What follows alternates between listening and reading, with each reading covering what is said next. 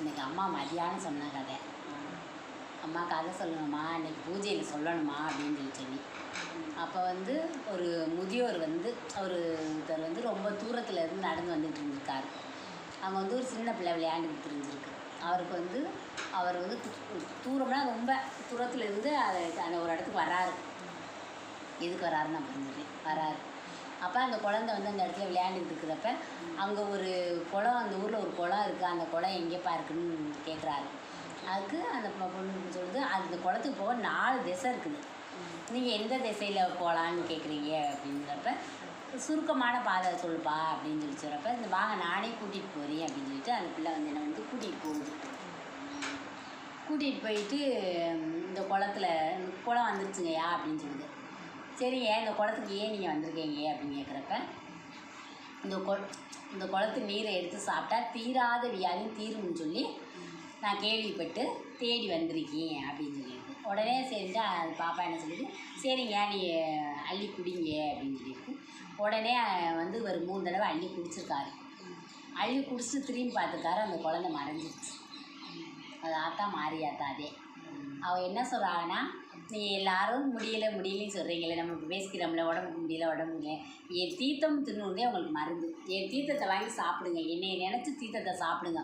உள்ளே உருகி அம்மா நீங்களே மருந்து எங்களுக்குன்னு நினச்சி சாப்பிடுங்க, நான் தீர்த்து வைப்பேன் அப்படின்னு சொல்லி அம்மா சொல்கிறாங்க. என்ன சொல்கிறாங்கன்னா, 4 திசையிலேயே அம்மா கோயில் போகலாம்.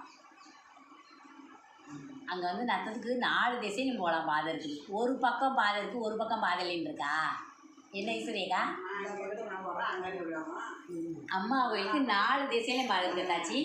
எங்கே பஸ் இறங்கினாலும் நம்ம சுற்றிட்டு எங்கிட்டு வேணாலும் போகலாம். மற்ற பக்கம்லாம் ஒவ்வொரு ஊரில் ஒரு பக்கம் பாதை இருக்கும், ஒரு பக்கம் பாதை இருக்காது. இந்த பக்கம் ஒரே பாதை இருக்க ஊரெலாம் இருக்குது, கோயிலெலாம் இருக்குது, அப்படி இருக்குது. ஆனால் இங்கே மாரியம்மா கோயிலில் 4 திசையில் எந்த திசையில் போயிட்டாலும் அம்மாட்ட போய் சேரும். எந்த சந்துக்குள்ள நுழைஞ்சாலும் அங்கே இருந்து ரோட்டில் இருந்து சந்தாக இருக்கும். அந்த சந்தில் எந்த சந்துக்குள்ள போனாலுமே அம்மாட்ட போய் நிற்கும். 4 திசையிலையும். அது அம்மா சொல்கிறாங்க, என்னுடைய தீர்த்தத்தை வாங்கி சாப்பிடுங்க. தீர்த்தத்தை நீங்கள் மருந்தாக நினச்சி சாப்பிடுங்க. உங்களுக்கு தீராத வியாதியை இந்த தாய் நான் தீர்த்து வைப்பீங்க அப்படிங்கிறாங்க. அதனால் அம்மா இன்றைக்கி மதியானம் சொன்ன இந்த கதை. நாங்கள் எல்லோரும் முடியல, இடுப்பு வலிக்குது, கால் வலிக்குது, தலை வலிக்குதுன்னு சொல்லிக்கிட்டு இருக்கிறதுக்கு ஏன் அப்படி சொல்கிறீங்க? இந்த தாயோடைய தீர்த்தமே உங்களுக்கு மருந்து. இந்த தீர்த்தத்தை நீங்கள் வாங்கி சாப்பிடுங்க, எல்லாமே உங்களுக்கு சரியாயிடும். அதனால் இங்கே வந்திருக்க எல்லோரும் எதுவாக இருந்தாலும் அம்மாட்ட போய் அம்மா மன உருகி கும்பிட்டு அவளுடைய தீர்த்தத்தை வாங்கி சாப்பிடுங்க. எல்லா வியாதி, நோய் நொடி எல்லாம் நமக்கு என்ன பிரச்சனை இருக்கோ தாய் அதை பூரா தீர்த்து வைப்பான். இங்கே தீர்த்து வச்ச எல்லாருமே உட்காந்துருக்கோம். நம்ம எல்லாருக்குமே தீர்த்து வச்சுருக்கான். ஒவ்வொருத்தர்களுக்கு ஏங்கா தீர்த்து வச்சுருக்கா ஆத்தா. அதனால் தாய்கிட்ட போய் அந்த தீர்த்தத்தை வாங்கி சாப்பிடுங்க, தீந்துடும்.